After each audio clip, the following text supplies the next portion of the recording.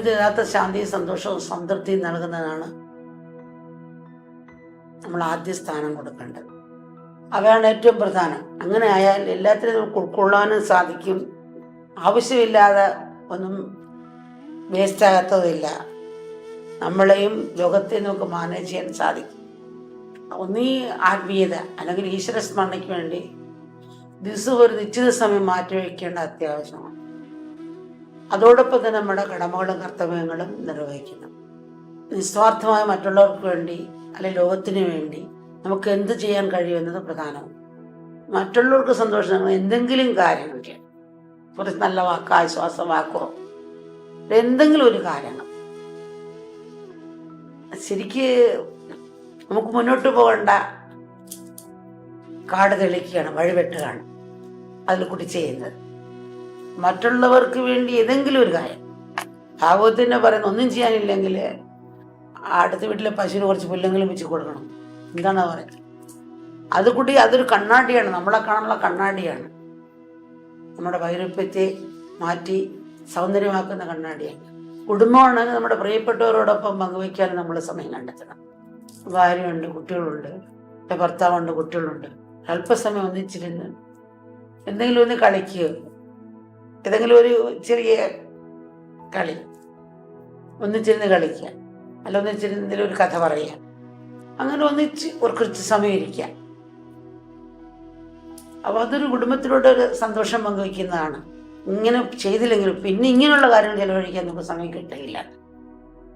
അപ്പോഴത്തേക്ക് നമ്മുടെ എല്ലാം ഓർമ്മയും നഷ്ടപ്പെട്ട് കാണും, സംസാരവും നഷ്ടപ്പെട്ട് കാണാം. അതാണല്ലോ ഇന്നത്തെ ലോകം.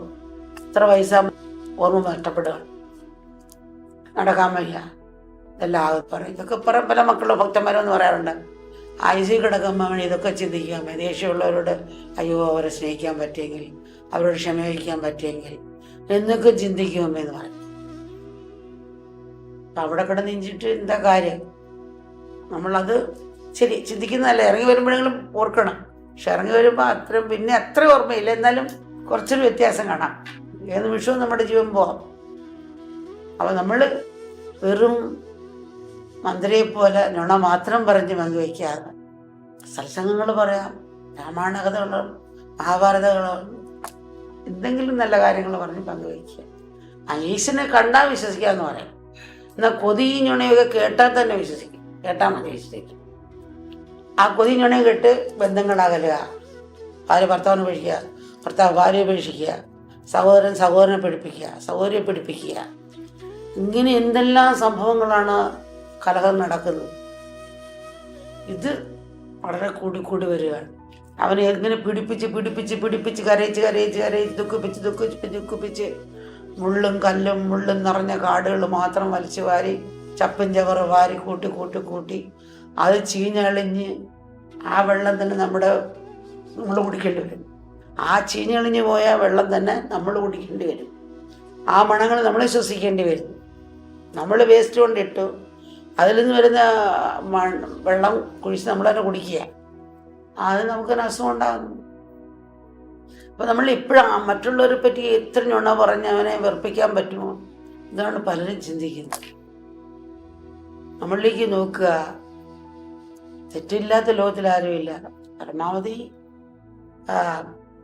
അവരോട് സ്നേഹിച്ച് ഉപദേശിച്ച് നോക്കുക. പിന്നെ അവരെ പറ്റി പരമാവധി പറയാതിരിക്കുക, തിരുത്താൻ നോക്കണം. തെറ്റുകണ്ട തിരുത്താൻ നോക്കണം. അത് നമുക്ക് ആവശ്യമാണ്. അധർമ്മത്തെ ചൂണ്ടുന്ന ധർമ്മം തന്നെയാണ്. അല്ലെങ്കിൽ അധർമ്മികൾ കൂട്ടിക്കൊണ്ടുവരും. എലി ആവശ്യമാണ്. എലി പറ്റി പെരുകിയാലോ നമ്മുടെ വിളകൾ മുഴുവൻ നശിപ്പിക്കും അല്ലേ? എല്ലാവരും മിതമുണ്ട്, അമിതമാകുമ്പോൾ നമ്മൾ ചൂണ്ടേണ്ട ആവശ്യമാണ്.